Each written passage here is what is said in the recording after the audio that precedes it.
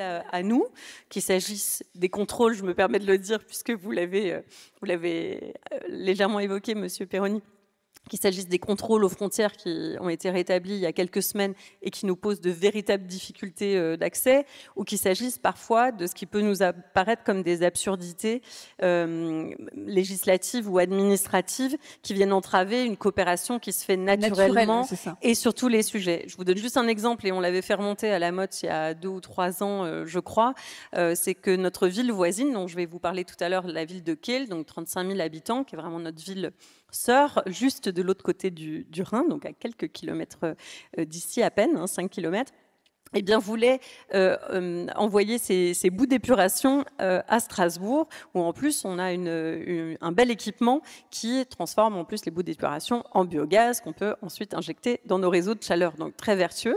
Sauf qu'en fait, on en a été empêché et l'État français n'a jamais donné d'autorisation, estimant que c'était contraire à la loi. Et donc, la ville de Kehl, donc il y a eu pas mal de rebondissements, de courriers au ministre, etc., etc., etc. Au final, on n'a pas obtenu gain de cause. Est-ce qu'on était sur un déchet, pas une matière première? Exactement, exactement. Et donc, les bouts d'épuration partent à 80 km au sud de Kehl, à Fribourg, pour être traités. Exemple d'aberration, mais évidemment, il n'y a pas que des aberrations, il y a aussi des projets réussis, comme voilà, notamment en matière de mobilité, on avance bien. Vous le savez, on a une ligne de tram transfrontalière entre Strasbourg et Kehl depuis maintenant plusieurs années, qui a un véritable succès et qui montre à quel point on est sur un territoire véritablement intégré. On parle vraiment d'espace de vie commun. Et donc, par définition, ces flux, ces liens de coopération quotidiens, ils doivent pouvoir s'exercer dans tous les domaines de la vie quotidienne. Je parlais à l'instant des mobilités, on peut parler de l'école, on peut parler de la culture et de beaucoup d'autres sujets, mais le domaine de l'énergie n'est pas en reste, et ce sont les nouveaux projets que nous développons aujourd'hui avec nos voisins. Merci bien. Régis Boisjegrin-Vaux, qui était RTE, bien sûr un acteur central des interconnexions européennes. On en a beaucoup parlé ce matin. Là aussi, avant de développer des exemples concrets, peut-être quels sont les intérêts concrets pour les territoires et le système électrique de ces interconnexions qui dépassent largement les frontières? Bonjour et merci pour l'invitation. RTE, effectivement, opère les interconnexions avec 6 pays voisins. Nous avons aujourd'hui 37 interconnexions en service. On en a 2 en construction, j'y reviendrai un peu plus tard. En fait, les interconnexions ne se font que s'il y a un intérêt économique et écologique. Intérêt économique, pourquoi? Ces interconnexions, en favorisant les capacités d'échange d'électricité, permettent, quand il y a un besoin de consommation quelque part, de déclencher la centrale de production la moins chère. Et comme les choses ne sont pas trop mal faites, malgré le prix du CO2 qui n'est pas toujours au niveau auquel on voudrait le mettre pour nos ambitions de décarbonation et de transition accélérée, les capacités de production les moins chères sont souvent les moins carbonées. Donc du coup, au final, c'est un double intérêt économique et écologique qui prévaut pour le développement de ces interconnexions. Et donc, elles participent finalement à la stratégie commune européenne de décarbonation, puisque, vous le savez, on vise la neutralité carbone en 2050. Et sur le système énergétique français, ça veut quand même dire réduire de 40% notre consommation énergétique et surtout basculer dans l'électrification des usages, donc passer de l'ordre de 25% de consommation énergétique issue de l'électricité à 55-60% en 2050. Et pour faire ça, on va avoir besoin réellement de faire participer l'ensemble du parc de production électrique européen, et donc d'avoir les interconnexions qui vont permettre de répondre. Voilà, et de se coordonner entre acteurs européens de réseau, et ça aussi, il y a des instances pour ça, pour faciliter, favoriser ces interconnexions. Voilà, là aussi, nous aurons des exemples très concrets. De votre côté, Adeline Duterque, alors, il y aura quand même du gaz, et on va électrifier des usages, mais il restera des réseaux de gaz qui vont là aussi encore se décarboner. Vous êtes secrétaire général de Natran. Et donc, en quoi le gaz, là aussi, peut devenir aussi un véritable levier de coopération transfrontalière? Le gaz, comme l'électricité, comme l'énergie, en fait, c'est à la base de la construction européenne aussi. C'est même comme ça que ça a commencé. Donc nous, Natran, on a changé de nom récemment, donc peut-être que certains d'entre vous nous connaissent mieux sous le nom de GRT Gaz. Nous sommes le transporteur de gaz naturel français. Et donc, nous avons également une activité en Allemagne. Et évidemment, nous assurons l'approvisionnement en gaz de la France, donc par nature interconnecté avec 32 000 km de réseau. Alors, au-delà du gaz naturel, aujourd'hui, on développe des activités autour de l'hydrogène, du développement de l'hydrogène bas carbone. Et en fait, le réseau dont on dispose aujourd'hui, en fait, il est indispensable aux enjeux de la transition énergétique, que ce soit le réseau électrique ou le réseau de gaz. Et l'interconnexion de ces réseaux avec les pays voisins, il est fondamental pour qu'on réussisse cette transition énergétique. Parce qu'en fait, on sait qu'on aura besoin d'un panel d'énergies renouvelables très diverses. Elles ont des caractéristiques qui sont toutes différentes, et donc on a besoin d'un mix énergétique équilibré si on veut arriver à la neutralité carbone à l'horizon 2050. Et donc on a besoin en fait d'avoir ces interconnexions avec nos voisins, parce que les énergies renouvelables, elles ne sont pas disponibles partout de la même manière. Si je prends le biogaz, il se développe beaucoup en France, il se développe aussi beaucoup au Danemark, moins dans d'autres pays. En France, on a du nucléaire, donc l'énergie bas carbone, mais qui module un peu plus difficilement que d'autres types d'énergie. Il y a des énergies intermittentes qui sont plus favorables. Alors, il y en a en Allemagne beaucoup plus d'éoliens, en Allemagne beaucoup plus de panneaux solaires dans le sud de l'Europe. Donc, tout ça fait que si on veut arriver à cette transition énergétique, on va avoir besoin de ces interconnexions finalement. Et puis, la coopération énergétique, finalement, elle permet aussi d'assurer la sécurité énergétique entre pays. Parce que la transition énergétique, c'est rien si on n'a pas la sécurité d'approvisionnement. Et on l'a bien vu au moment du déclenchement de la guerre en Ukraine, où il a fallu inverser les flux de gaz qui historiquement venaient de l'Est pour approvisionner la France, où il a fallu qu'on soit bien interconnectés pour venir alimenter nos voisins européens, et en particulier les Allemands, et où donc on a su s'adapter. Et puis, troisième levier important, c'est aussi la performance.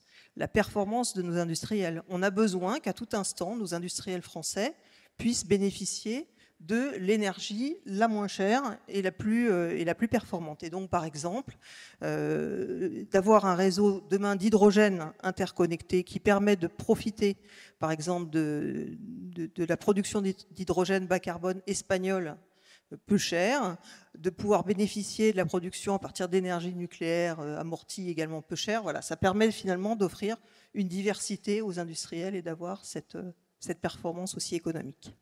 Merci beaucoup. La parole est à vous, Carl Christian Munk Nielsen. Vous pouvez enlever le casque, je pense, sinon vous allez avoir un truc bizarre dans les oreilles. Donc je vais, voilà. You represent the Danish Energy Agency and you would defend the value of international cooperation for the Danish energy transition. But maybe you can share a few words about your agency, the specificity of your agency. Sure, I'll be happy. And sorry for speaking in English. My French is not that good. But I hope there will be a translation for you. The Danish Energy Agency is a governmental authority. We have 900 employees approximately, and we work within all aspects of the energy sector. We don't own specific installations, but we are, regulators. We work with law, we work with analyzers, we work with political support to our ministry, that is the Ministry of Climate, Energy and Utilities. And we are, 40 years old. A part of the Danish Energy Agency is the Global Corporation, as we call it, and that is what I am representing here today. And we are working with 25 partner countries around the globe. And the reason why we are doing that is that we would like to, expand or accelerate or do even more than we can within the Danish national borders. We emit 0.1% of the climate CO2 gases to the climate. But I we hope that collaborating and working with partner countries, we can be a part of more what do you call it, energy transition through renewable energy, and hope that we can assist and help and guide and broadly cooperate with a lot of the world's countries to make that happen. We are approximately 100 people that does that, and looking into the countries we are working with, they represent 70% of the global greenhouse gas emissions. So we hope that even if we can influence just a little, we can maximize the effect that Denmark could stand for. We work within some special competency areas. We are very into energy planning, mapping how the energy system works in the country to help or to assist in maybe choice awareness. We are into integrated energy, how to integrate fluctuating energy, as you are talking about, how to use the wind and the solar energy into a system and still have a very reliable energy system. We are specialists in wind energy, both on land and in water. Energy efficiency and district heating is one of our very high-profile competences. Thank you very much. And we will see in a second roundtable a specific example of the cooperation. Thank you. Alors, eh bien, deuxième tour de table, on va être sur des retours d'expérience extrêmement concrets. Peut-être Jeanne Berseguin, dans un premier temps, où en est ce projet Strasbourg, quels sont les principaux défis également que vous rencontrez? Oui, donc ce beau projet de la calorie Kehl Strasbourg, en fait, c'est une idée assez ancienne. En tout cas, ça fait au moins une quinzaine d'années que les uns et les autres avaient pu constater, d'une part, des besoins, ceux de la chaleur à produire pour alimenter les réseaux de chaleur urbains de la métropole de Strasbourg, et d'autre part des opportunités comme le port de Kehl en face du port de Strasbourg, avec un certain nombre d'industries produisant, générant en tout cas de la chaleur fatale. Et comme on a des objectifs ambitieux en termes de fourniture de nos logements. On veut pouvoir fournir l'équivalent de 100 000 logements d'ici 2030. On est aujourd'hui à la moitié du chemin. Il est vraiment nécessaire de développer toutes les opportunités.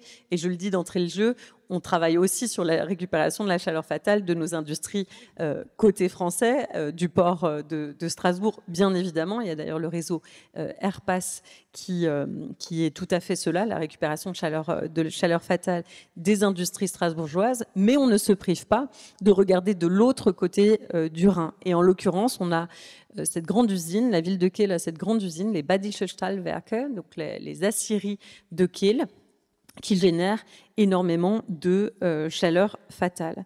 Donc l'idée, c'est vraiment ce que je disais ce matin, c'est de construire ensemble une véritable communauté de destin énergétique. Le symbole, il est très fort parce qu'une fois que les tuyaux sont là et passent sous le Rhin, ils peuvent d'abord aller dans les deux sens, puisque la ville de Kehl a aussi des besoins. C'est ce que j'allais dire, pourquoi ils ne se la gardent pas, la chaleur parce que en fait, la production des Badische Stahlwerke représenterait autour de 80 gigawattheures et dont la ville de Kehl n'a pas forcément besoin. Elle peut en avoir besoin d'une partie ponctuellement. Il y a d'autres entreprises d'ailleurs, dont une papeterie, qui vont vraisemblablement se raccrocher aussi au projet. Donc on voit que ça commence à faire des petits, mais les plus gros besoins, ils sont côté français, même si, comme je le disais, il peut y avoir une réciprocité. Et c'est pour ça que je dis qu'on unit notre destin énergétique, c'est qu'ensuite le but, c'est de coopérer en fonction des besoins des uns et des autres. Déjà, il nous a fallu trouver le bon véhicule juridique.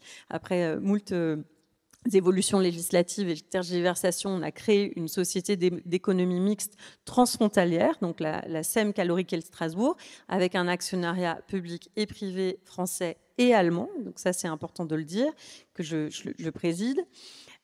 Voilà. Et donc notre objectif, c'est de pouvoir récupérer cette chaleur fatale et l'injecter dans notre réseau de chaleur strasbourgeois pour éviter près de 20 000 tonnes de CO2, valoriser, je le disais, 80 gigawattheures par an d'énergie fatale. Et donc, c'est à peu près l'énergie de chauffage et d'eau chaude pour 7000 ménages, si je dois donner un équivalent.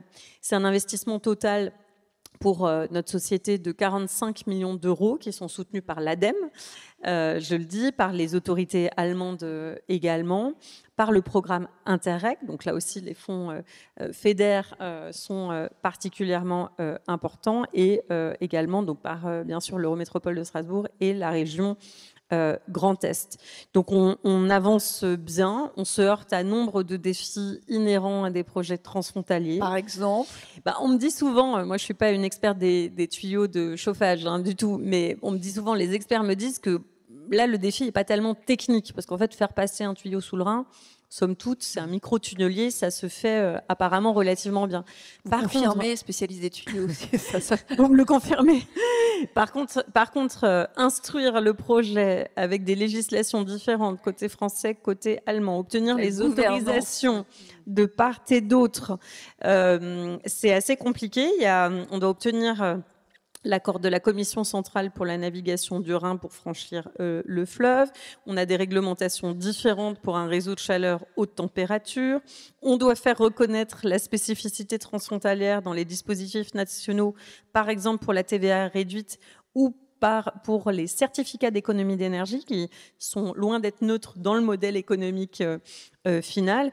Et donc, voilà, on est précurseur, je pense, et j'espère qu'on pourra demain inspirer d'autres projets de ce type, mais on essuie aussi un peu les plâtres des dispositions nationales qui contreviennent parfois à cette coopération.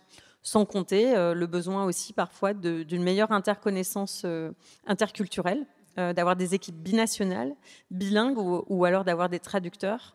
C'est vraiment, ça paraît basique ce que je dis, mais c'est indispensable tant les modes aussi de penser, de travailler sont différents de part et d'autre. En termes de culture aussi. Okay. Ah oui, ça nous a pris du temps au départ pour pouvoir bien apprendre à se connaître et on s'est même fait accompagner par l'Euro Institute qui justement forme des équipes transfrontalières franco-allemandes sur ces enjeux interculturels. Donc c'est loin d'être neutre pour ce type de projets qui sont évidemment de très beaux projets de coopération. Et embarquer les citoyens aussi de part et d'autre de la frontière, c'est aussi un enjeu important pour bien faire comprendre à tous vos citoyens l'intérêt aussi de projets de cette taille-là. Oui, alors là, pour l'instant, l'enjeu, il est vraiment au niveau plutôt d'une gouvernance institutionnelle, mais d'une manière générale, je pense qu'il est indispensable qu'on inclue les citoyens, puisqu'à la fin, c'est bien pour eux, pour les habitantes et les habitants de nos territoires, en France et en Allemagne, de notre territoire commun, qu'on travaille. Donc, bien sûr, là, on est encore un peu, j'allais dire, les mains dans le cambouis administratif et financier, mais ensuite, le but, ce sera de pouvoir ouvrir ce projet plus largement. Voilà, riche d'enseignements en tout cas, mais pas complètement encore abouti sur tous ces sujets-là. Voilà, merci. Jean Perroni, alors justement peut-être un retour sur ce que l'on vient d'entendre de votre point de vue. Est-ce que c'est les freins que vous avez entendus, les défis à relever, ça vous semble assez commun dans ces projets transfrontaliers ? Ah oui, normalement il ne faut pas toucher au micro parce qu'en régie ils font ça très bien. Voilà, ils ont trafiqué les micros. Mais hop. Voilà, là ça marche. Oui, alors de fait, bien sûr, je confirme absolument ce que Madame Barséguian vient de dire. Mais nous, justement, j'avais envie de vous parler donc d'une étude qui est financée d'ailleurs par l'Eurométropole, par l'Eurodistrict Strasbourg-Ortenau, ainsi que par la Banque des Territoires, qui porte sur une première esquisse, je dirais, de ce que pourrait représenter une planification de l'énergie dans l'Eurodistrict et qui favoriserait bien sûr transfrontalière. Oui, l'Eurodistrict, donc Strasbourg-Ortenau, donc la métropole, la Comcom du district d'Epstein, c'est ça, et puis le district de l'Ortenau du côté français. Du côté allemand, pardon. Vous avez réalisé cette étude auprès de qui comme je le disais, de l'Eurométropole, de l'Eurodistrict, et en interviewant un certain nombre d'acteurs de part et d'autre de la frontière. Et donc, l'idée de planifier, c'est pas... le mot fait quelquefois un petit peu peur, mais l'idée, c'est justement de commencer par connaître et comprendre les systèmes de part et d'autre, car ces systèmes sont extrêmement différents. Donc, j'en rajoute un petit peu une couche. Il y a effectivement déjà des institutions différentes. Les pays ne sont pas organisés pareil. Il y a des normes techniques qui sont différentes, puisque on n'est pas dans un système complètement normalisé par l'Europe, contrairement à ce qu'on dit souvent. Il y a des aspects économiques différents, parce que les marchés, c'est pareil, ne sont pas organisés pareil. Le marché intérieur, c'est un objectif, mais il n'est pas réalisé. Enfin, je ne vais pas citer, ou je le fais quand même, le rapport de M. Letta l'an dernier, qui d'ailleurs avait mentionné les enjeux transfrontaliers comme un cas particulier de ce qui pourrait faire l'objet de beaucoup plus d'intégration européenne. Donc il y a tous ces obstacles, et il y a aussi, Madame Barseguian l'a déjà dit, une dimension culturelle. Et alors là, j'insiste un petit peu, parce que l'exemple est quand même assez fascinant entre la France et l'Allemagne. Et l'énergie l'illustre parfaitement. On a en France un État centralisé avec des citoyens qui attendent des services publics, souvent dans une conception nationale, et en tout cas pour l'énergie, ça a été longtemps le cas, avec des opérateurs nationaux et avec un choix énergétique qui a été et qui sera encore, au moins partiellement, le nucléaire. Voilà. Et du côté allemand, et puis donc avec une approche quand même de jardin à la française, donc plutôt top-down, pour tout dire. Et du côté allemand, on a une approche donc notamment des enjeux d'énergie qui sont le fait d'un État fédéral avec une dimension de subsidiarité, avec plutôt des politiques incitatives et bottom-up, et avec, si on parle des citoyens, une culture peut-être plus enracinée dans la citoyenneté locale, etc. Et donc, il ne s'agit pas de distribuer des bons et des mauvais points en disant que... Il n'y a pas d'opposition, c'est juste comment on trouve les moyens. Il y a des différences. On peut apprendre de ce qu'on peut découvrir du pays voisin. Il y a sûrement des choses à prendre des deux côtés. Et surtout, il faut interopérabiliser pas seulement les outils, mais aussi quelque part les cultures. C'est peut-être aussi un des secrets du moteur franco-allemand. Et on peut dire aussi que dans l'espace rhénan dans lequel on est, il y a quand même une propension à peut-être pouvoir plus facilement qu'ailleurs dépasser ce type de difficultés. Il y a quand même une culture commune intéressante. Alors, je voulais quand même, parce que c'est vrai que là, vous êtes avide de projets concrets. Moi, ce que je voulais partager aussi comme message, c'est que il y a évidemment une échelle de bassin de vie transfrontalier, c'est celle de ces eurodistricts, et Madame Barseguian a mentionné la chaleur fatale, mais aussi l'histoire des déchets, mais on peut le décliner dans un tas de projets. C'est l'échelle locale, encore une fois celle des eurodistricts, et il y a aussi un projet de l'Eurodistrict qui est même plus qu'un projet, qui est une réalité, qui est de construire un plan d'action climat transfrontalier. Il y a une autre échelle qui est également très intéressante, c'est justement l'échelle du Rhin supérieur, parce que donc le Rhin supérieur, ça va depuis Bâle jusqu'à Karlsruhe, ça va des deux côtés du Rhin. Il y a donc une région, essentiellement la partie alsacienne de la région Grand Est, la collectivité Alsace, et puis il y a les parties du Bade-Wurtemberg et de la Rhénanie-Palatinat qui sont dans cet espace du Rhin supérieur. Et cet espace, il est adapté justement pour partager l'innovation, pour des projets en matière de recherche qui vont ensuite vers l'innovation des entreprises. Et il y a des outils, je pense notamment à Trion Climat, qui est une association trinationale qui est basée, je crois, à Kehl, et qui associe donc la France, l'Allemagne et la Suisse. Et il y a également dans ce Rhin supérieur une stratégie transfrontalière climat-énergie de la région métropolitaine. Et donc, nous, ce qu'on essaye de faire au travers de cette étude, c'est de repérer effectivement à la fois les différences, mais aussi les lieux où ça peut converger. Et donc, on rencontre effectivement ces obstacles, et c'est là où on a justement besoin, à un moment donné, de convoquer les échelles supérieures qui sont notamment l'État français, l'État fédéral allemand, parce que même si l'Allemagne, il y a beaucoup de compétences au niveau des Länder, il y a quand même aussi des compétences fédérales. Et donc là, il faut que les deux États dialoguent. Mais je pense que j'y reviendrai Tout peut-être à plus tard. fait, les États qui dialoguent, mais aussi, si on parle de projets extrêmement techniques et concrets, d'une ingénierie commune de part et d'autre de la frontière, ça existe vraiment, elle se met en place, cette ingénierie. Alors, je vous regarde, Jeanne Berséguian, mais est-ce que vous avez un retour là-dessus, sur cette... Est-ce que les techniciens se parlent pour mettre voilà, les projets en place? Oui, c'est nécessaire, mais ça fait partie de, voilà, de ce que je disais, d'un des défis. C'est pas une difficulté, mais en tout cas, c'est la possibilité d'avoir tout simplement des équipes franco-allemandes. Par exemple, on a la chance, nous, d'avoir une directrice générale, que je salue d'ailleurs, Sabine Schimeczek, qui est parfaitement franco-allemande et parfaitement bilingue, donc, et qui connaît parfaitement les deux cultures. Donc, ça facilite très grandement l'avancement des projets. Mais ensuite, il faut que ça se poursuive dans la maîtrise d'ouvrages délégués, dans les entreprises avec lesquelles on travaille, et là aussi avec des modes, et des modes de travail et des cultures qui sont très différentes. Donc, on a maintenant un groupement franco-allemand qui travaille, mais ça n'est pas si évident. Merci beaucoup. Alors, on va voir l'exemple du Danemark. Est-ce que du côté du Danemark, il y a peut-être des clés du succès de la coopération sur des projets de chaleur ou des projets offshore en mer du Nord? Carl Christian, can you share maybe an example very concrete about an illustration of cooperation? Sure. I can even share 2 examples, if that's okay. Two, please. Yes. And well, as we are close to the German border, I'll share one with cooperation we have there. We have a long-lasting and a very good cooperation with the German authorities. We exchange knowledge, experience with both federal and state authorities on district heating and energy efficiency. It started in 2015 in Baden-Württemberg, the Ministry of Environment, Climate and Energy.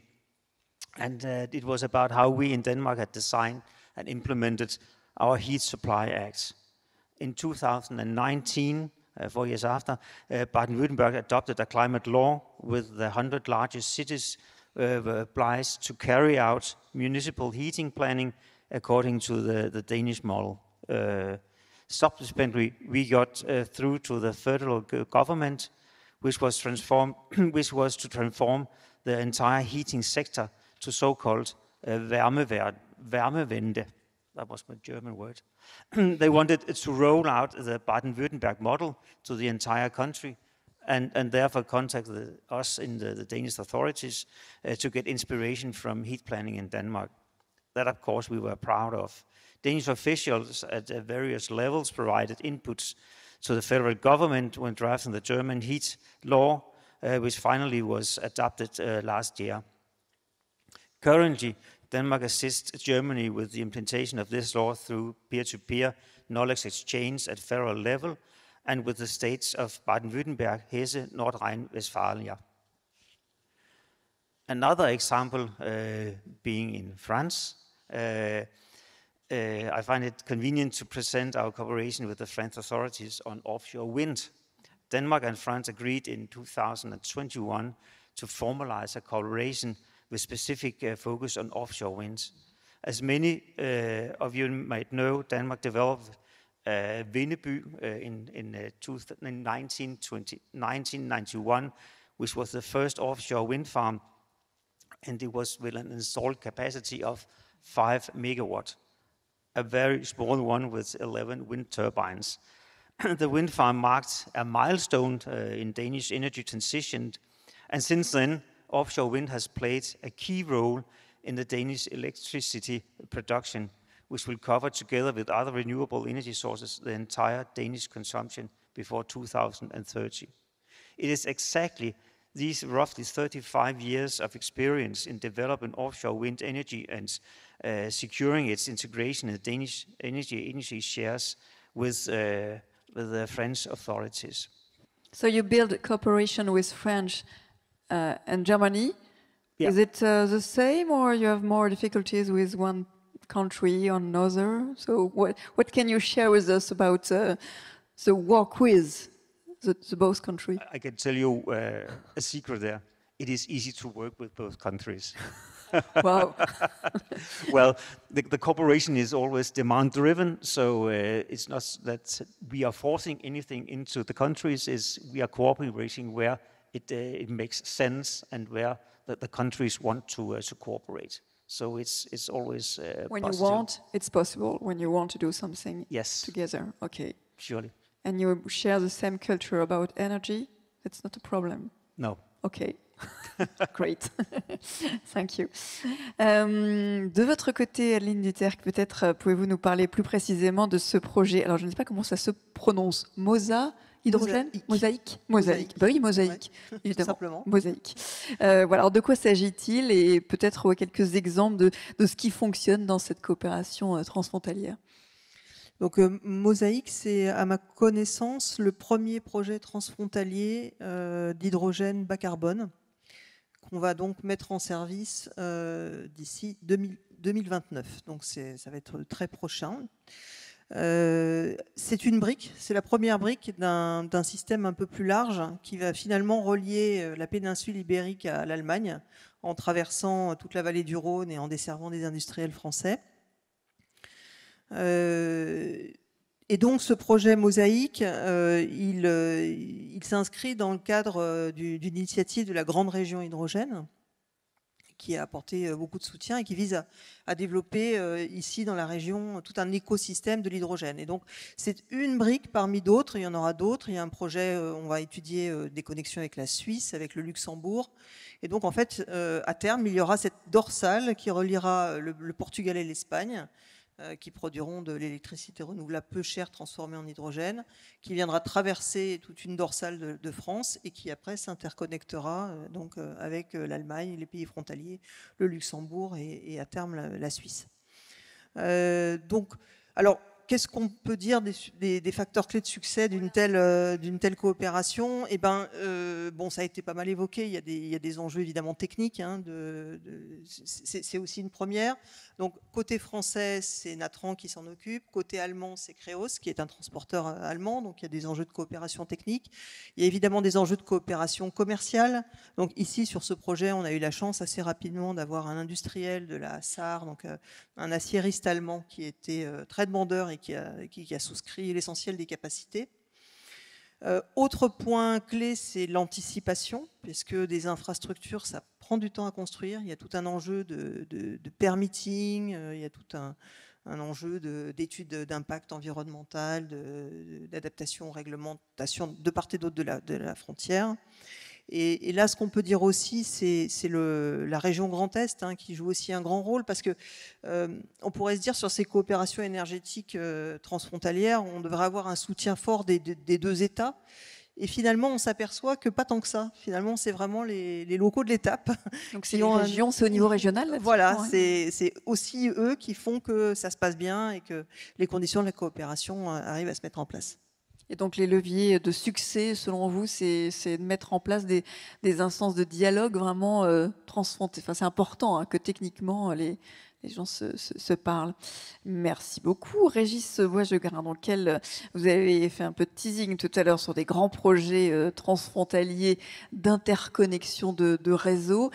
Là aussi, est-ce qu'il y a une instance au niveau européen qui chapeaute tout et qui fait que tout se passe bien, ou est-ce que c'est chaque transporteur qui fait en sorte de parler à son voisin? Comment ça se passe?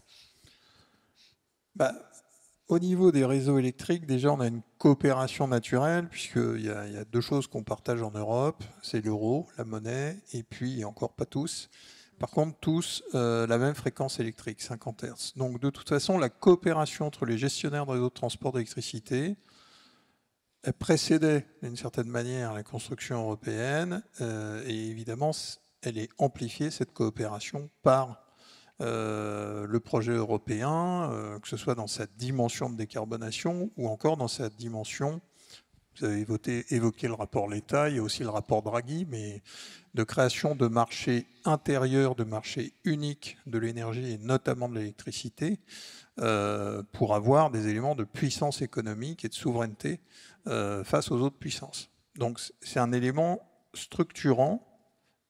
La coopération, c'est dans l'ADN des gestionnaires de réseaux de transport. Alors une fois que j'ai dit ça, il y a des instances vous évoquiez les questions de réglementation transfrontalière. Il y a une association des gestionnaires de réseaux de transport d'électricité qui a le pouvoir d'établir des codes de réseau. C'est donc des spécifications minimales communes pour justement que ce système électrique européen il puisse fonctionner avec un minimum de compréhension entre ce qui se passe de chaque côté des frontières. Bien. Et pour nos interconnexions, ENTSO-E, cette association des gestionnaires de réseau, en fait, elle essaye d'établir un plan à 10 ans. Quand je vous entends vous dire essayer, ça a pas l'air d'être simple quand même. Si.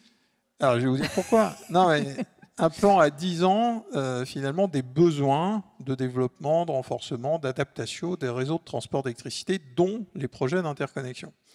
Alors, pourquoi c'est pas si simple? Parce que, bon, nous, à ENTSO-E, on est des experts, donc on fait tourner des modèles, on regarde quels sont les besoins du système électrique, quelle est l'analyse coût-bénéfice des différents projets, et puis on sort un magnifique classement du projet qui crée le plus de valeur à celui qui en crée un peu moins. Sauf que tout ça repose aussi, et peut-être surtout, sur l'articulation d'un triangle. Un triangle gouvernement, donc politique, régulateur et gestionnaire de réseau de chaque côté de la frontière. Oui, là, on est au niveau national. Et donc, pour que ça avance, il faut à la fois que ce soit aligné au sein du pays, donc que le gouvernement, le régulateur et l'opérateur de réseau d'un pays se disent « ouais, là, on va faire une interconnexion », mais que ça soit également aligné avec le triangle du voisin. Entre les deux triangles. Voilà. Donc, finalement, cet alignement des planètes, il met du temps. C'est des projets dans leur phase de développement qui sont très longs. Et à la fin, je commence à avoir un peu d'expérience sur la manière dont ces projets peuvent avancer ou ralentir. À la fin, c'est une impulsion politique qui fait qu'un projet va se faire. Et après, les régulateurs, eux, sont plutôt les garants, finalement, des intérêts de chaque consommateur. Pourquoi? Parce qu'une interconnexion peut créer plus de valeur pour un consommateur d'un côté de la frontière que de l'autre.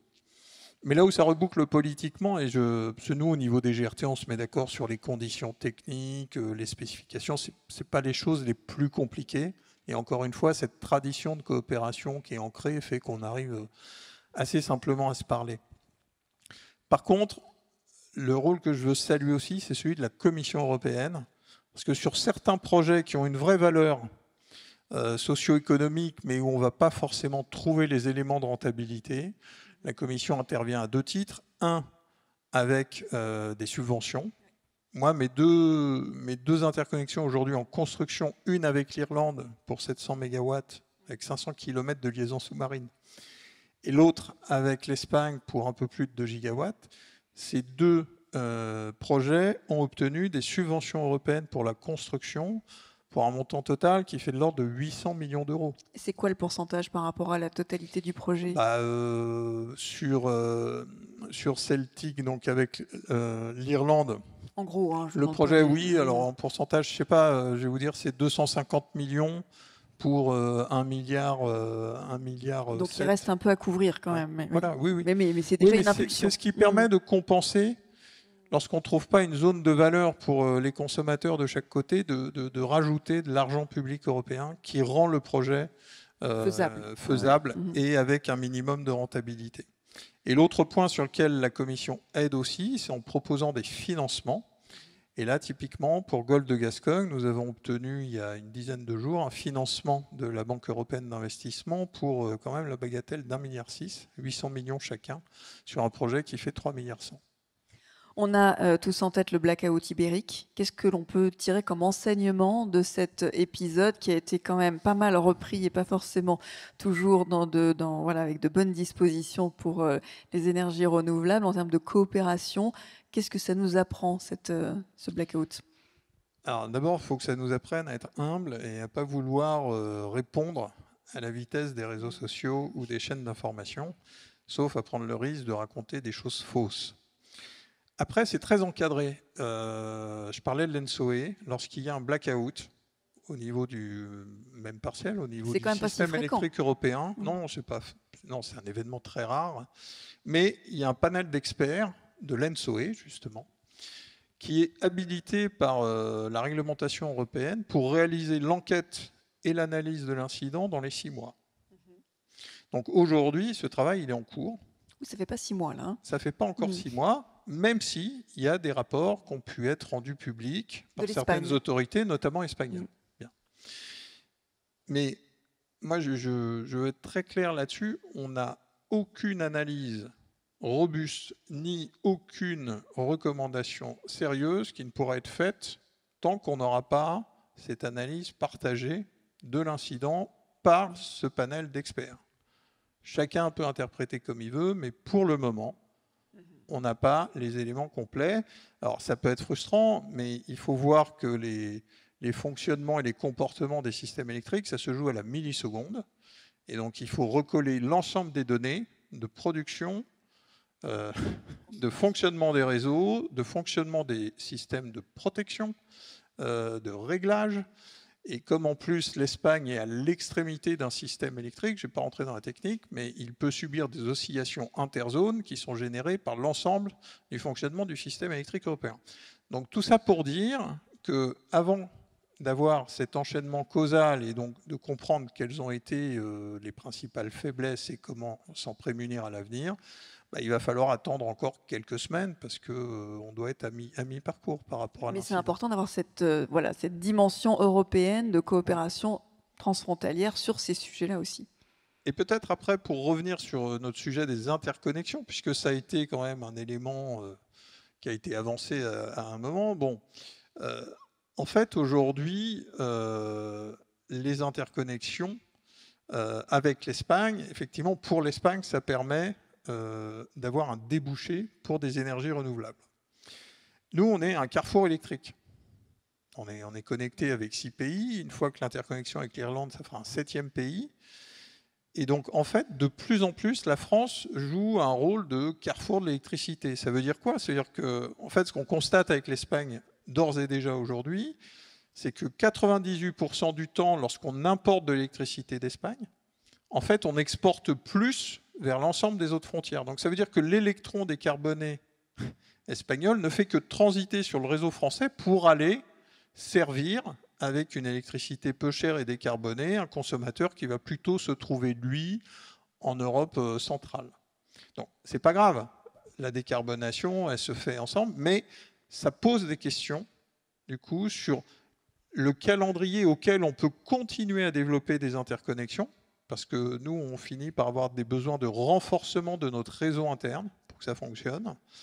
Et ça pose la question du financement et de la couverture des coûts induits par ce transit d'électrons qui sert un consommateur européen, mais pas le consommateur français directement, mais qui, malgré tout, va nécessiter chez nous des coûts de maintenance, d'entretien qu'il faut bien supporter. Et qu'il faut bien répartir, du coup, entre tous les acteurs. Très intéressant. Merci beaucoup. Dernier tour de table, avant de partager le micro avec vous dans la salle.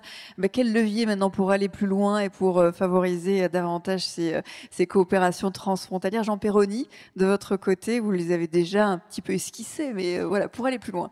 Alors, je vais rester effectivement sur la frontière franco-allemande. Hein.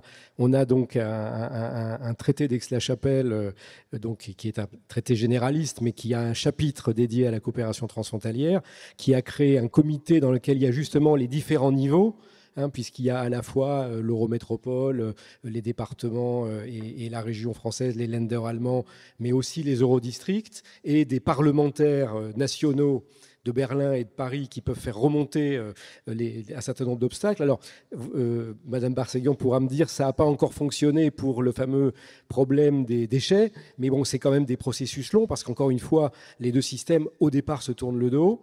Mais je voulais mentionner une disposition qu'on est en train de mettre en œuvre. Les deux pays se sont mis d'accord pour tenir compte dans le processus législatif de maintenant, c'est-à-dire les projets de loi, les projets qui sont proposés par les gouvernements à l'Assemblée nationale ou au Sénat et au Parlement à Berlin, de tenir compte dans ces projets de l'impact sur la région transfrontalière, c'est-à-dire potentiellement de l'autre côté de la frontière. Et donc, on peut quand même imaginer, alors c'est du moyen terme, c'est peut-être pas spectaculaire, mais on peut imaginer que à l'avenir, on évite effectivement de produire des législations qui n'imaginent pas que des déchets puissent franchir la frontière ou que... ou des matières premières secondaires, comme on les appelait à un moment donné, c'est plus des déchets du coup, puisque ça va venir valoriser de l'énergie. Donc là, on peut, une première notion d'espoir. Alors après, au niveau européen, je ne vais pas rentrer dans le détail, mais il y a un règlement qui vient d'être approuvé au niveau européen qui s'appelle Bridge for EU et qui est, pour faire simple, une espèce de généralisation de ce type de dispositif transfrontalier. Donc, contrairement aux législations techniques sectorielles que vous connaissez bien et qui sont indispensables, bien évidemment, sur le transport d'électricité ou de gaz ou je ne sais quoi, là, c'est un outil généraliste des enjeux frontaliers locaux et les parties prenantes, les collectivités, les entreprises, etc., pourront saisir des points de coordination sur les différentes frontières et dans les capitales pour justement soumettre des obstacles et pas forcément avoir une réponse immédiate, malheureusement, mais en tout cas avoir quelqu'un qui dise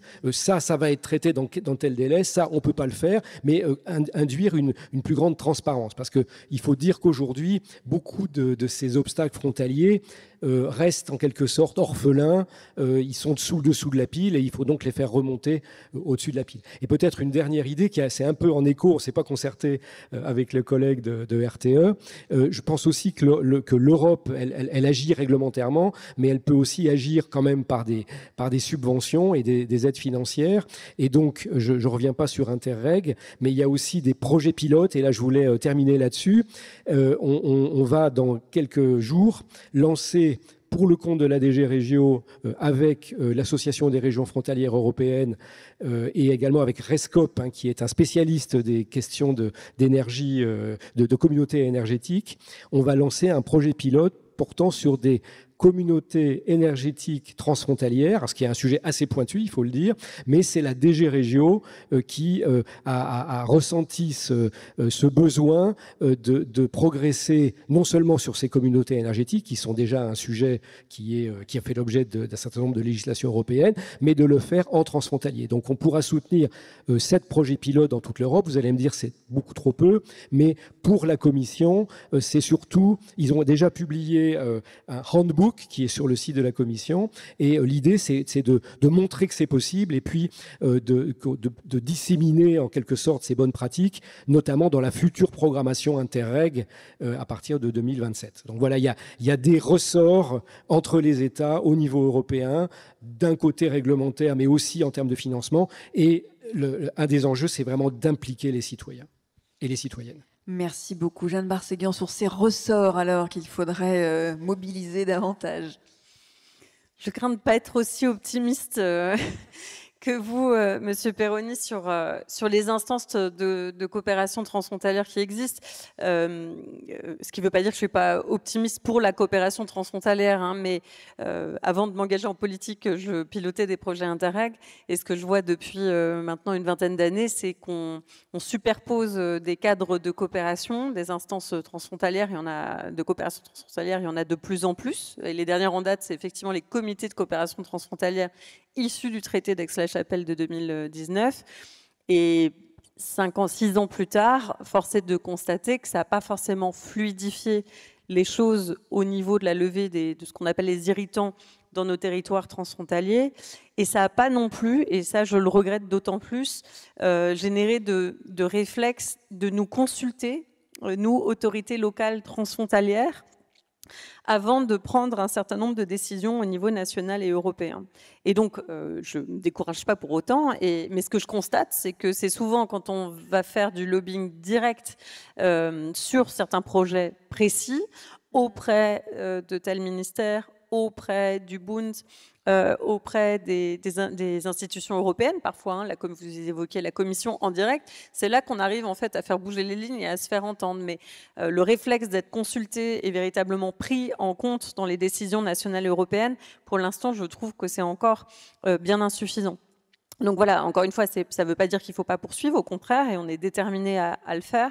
Je voulais aussi partager, puisque ce matin je parlais du plaidoyer de ces assises européennes de la transition énergétique, je pense que la question des financements européens pour les territoires transfrontaliers, pour ces projets de coopération est indispensable. Et moi, je suis inquiète aujourd'hui, au moment où se dessine le nouveau cadre budgétaire pluriannuel européen, de voir que il y a aujourd'hui des menaces qui pèsent sur la politique de cohésion, qui peuvent venir peser sur des fonds qui sont aujourd'hui gérés par les régions, ou voire même directement par nos territoires, comme c'est le cas à Strasbourg, où de manière exceptionnelle, on gère en direct des fonds FEDER et des fonds FSE+, ça fonctionne très bien.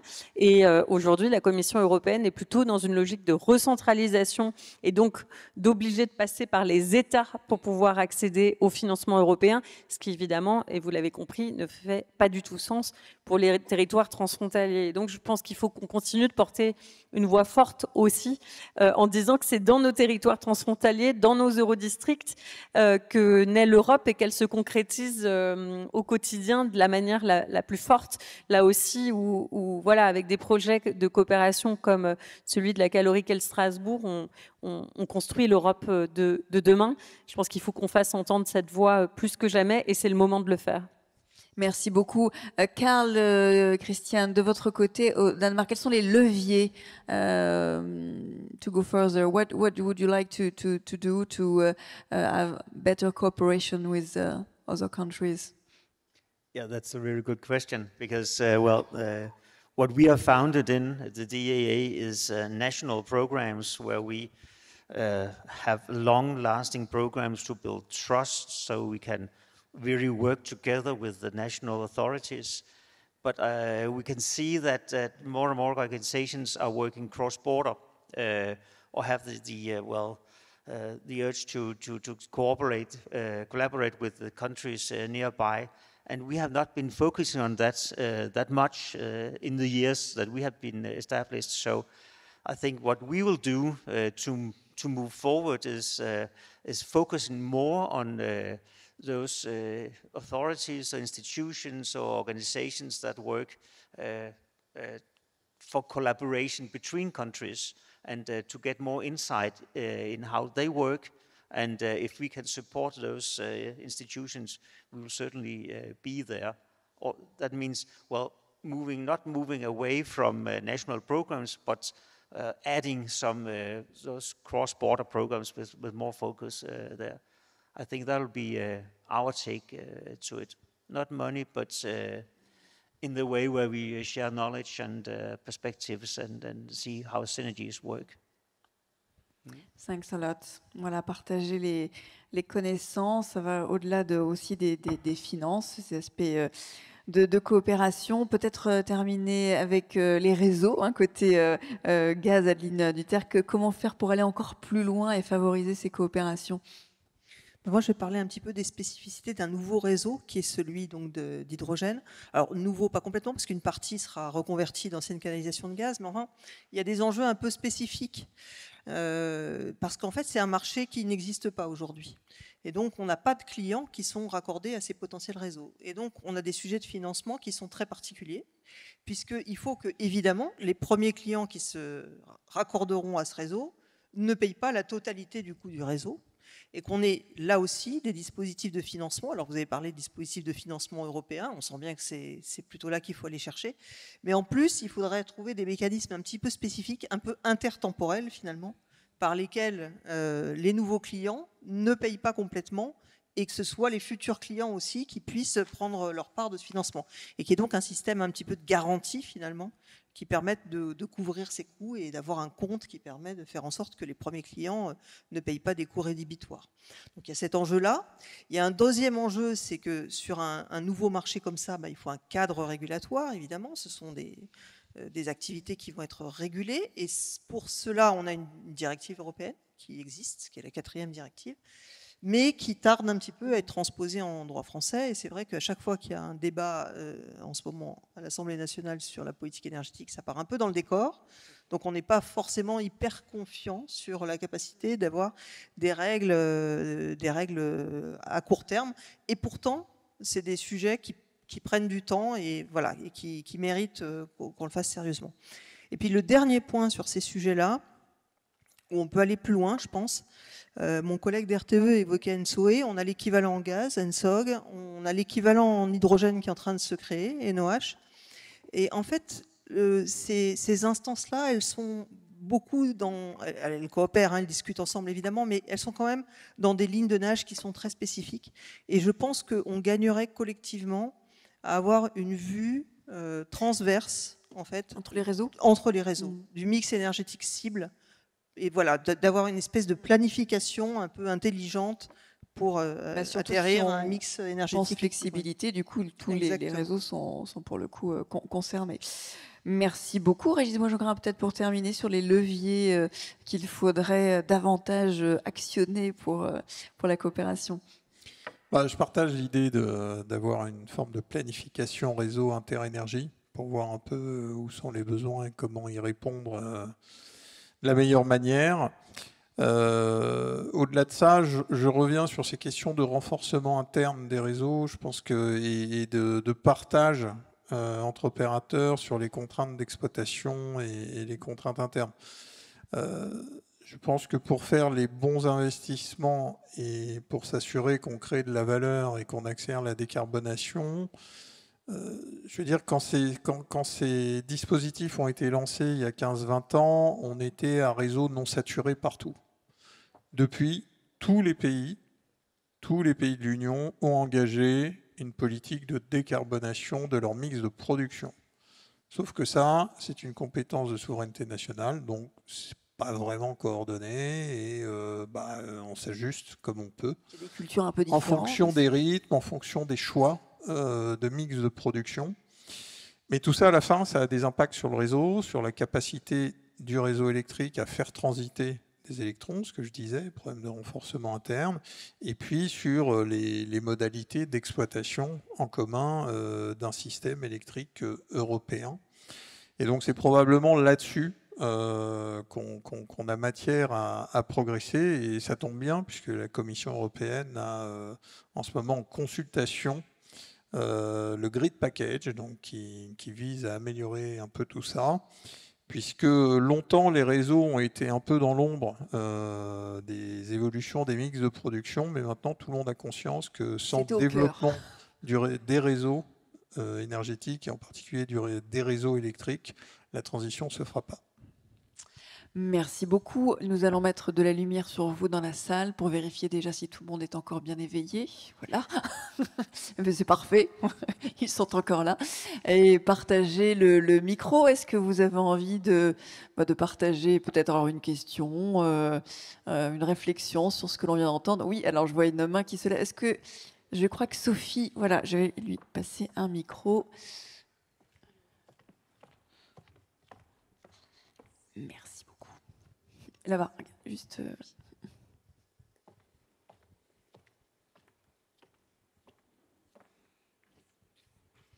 Bonjour, Voula Parazotte, directrice générale de Trion Climat, donc le réseau franco-germano-suisse des acteurs de l'énergie et du climat qui a été cité par M. Perroni. J'aurais une question concernant le financement et je voudrais dire que je partage tout à fait l'inquiétude de Mme Barzeghian concernant l'avenir de ce programme européen. Et nous avons ces questionnements-là, mais nous avons vu au niveau de Trion, pendant le processus d'élaboration de la nouvelle stratégie climat-énergie, qu'il y a beaucoup de bonnes initiatives, beaucoup de projets qui veulent émerger, aussi sur des toutes nouvelles thématiques, comme par exemple le stockage de CO2, qui n'a jamais encore été abordé au niveau transfrontalier, et que le problème actuellement, c'est l'apport propre de partenaires, qui est, selon les axes dans lesquels elles sont situées, entre 40 et 50%. Et ces partenaires-là ont cruellement besoin d'un complément de financement qui souvent doit ou venait par le passé par le pouvoir public. Et maintenant, vu les finances actuelles, et c'est la réponse que nous recevons de tous les côtés, et aussi maintenant du côté allemand, malheureusement, le contexte financier actuel fait que nous ne pouvons pas donner un complément de subvention dans le cadre de ce projet. Et donc, il y a l'inquiétude d'un côté de la Commission européenne, et comment vous voyez l'avenir en fait de ce type de projet transfrontalier si les pouvoirs publics ne sont plus en mesure d'aider des futurs porteurs ou participants à ce type de projet. Merci pour votre question. Jeanne Barzeghian, vous voulez peut-être répondre à cette question? Oui, il y a deux aspects dans ce qui vient d'être dit. C'est d'une part, effectivement, le besoin, je pense, de faire remonter tous les projets concrets transfrontaliers qui sont aujourd'hui financés par des fonds européens. Ça, c'est pour, j'allais dire, sauvegarder les enveloppes européenne, notamment en matière de transition énergétique et de transition écologique. On a dit ce matin qu'on avait le vent de face. Voilà, et le Green Deal et ses objectifs, il faut continuer de les défendre. Il faut montrer que ça répond à des besoins concrets et notamment pour financer des projets transfrontaliers. Donc, ça fait partie, je pense, des choses à remonter aux institutions européennes. Et ensuite, il y a le lobbying plutôt national. Hier, on avait un débat budgétaire au Conseil municipal de Strasbourg où on rappelait que les collectivités locales, elles représentent 70% de l'investissement national et que si nos budgets se réduisent et fondent comme neige au soleil, alors même que, suivant le rapport Pisani-Freire, on devrait investir 70 ou 80 milliards d'euros par an pour atteindre les objectifs climatiques de la France, on voit bien qu'à un moment, ça ne marche pas, quoi. C'est l'effet ciseau, mais vraiment dans le mauvais sens. Donc, on est mobilisé. Moi, ce que je voulais juste dire, c'est qu'en tout cas, au niveau des villes, on est très actif de manière collective au niveau national, avec par exemple le réseau France Urbaine, au niveau européen, avec le réseau Eurocities, on a mis en place même une Shadow Commission. Moi, je suis Shadow Commissioner pour l'Europe locale, où on défend ces enjeux, et notamment la voix des territoires transfrontaliers. Et donc, on va rencontrer les eurodéputés, on va rencontrer les commissaires, on fait remonter des projets. Et donc, je pense que voilà, on peut aussi peut-être travailler ensemble cette stratégie, puisque les choses se décident dans les prochaines semaines et les prochains mois. Donc, c'est le moment de se mobiliser ensemble. Vous voulez compléter ? Oui, non, rapidement dire, je partage tout ce qui a été dit, la question et le début de réponse. Moi, je voudrais surtout insister sur le fait qu'il soit considéré par les États, l'Europe le fera naturellement, que le transfrontalier, ce n'est pas un coût additionnel, c'est surtout, ou alors c'est une énergie d'activation, mais qui peut libérer beaucoup plus d'énergie si on accepte de considérer les choses à 360 degrés. Alors, à l'échelle de l'ensemble du continent, il y a eu tous les arguments pour justifier l'intégration transeuropéenne, mais aussi cette intégration transfrontalière locale qui est vraiment génératrice de plus-value et qui peut être aussi compris par les citoyennes et les citoyens. Merci beaucoup. Karl Christian, vous me faites un signe si vous voulez compléter. If you want to say a word about that question. I'm not sure that I have that much to add. We are not that much into to financing, but well, support in the project way we can be there for the program if need be, and surely there's unleashed potential in regional and national cooperation between countries. Thank you. Alors, peut-être une autre question. Je ne vois pas d'autres questions. Écoutez, en même temps, on est presque au bout de notre temps prévu. Donc, s'il n'y a pas d'autres questions, il me reste à vous remercier vraiment chaleureusement pour ce débat extrêmement intéressant. Merci à tous d'avoir été là. Je pense que vous pouvez les applaudir. Merci beaucoup.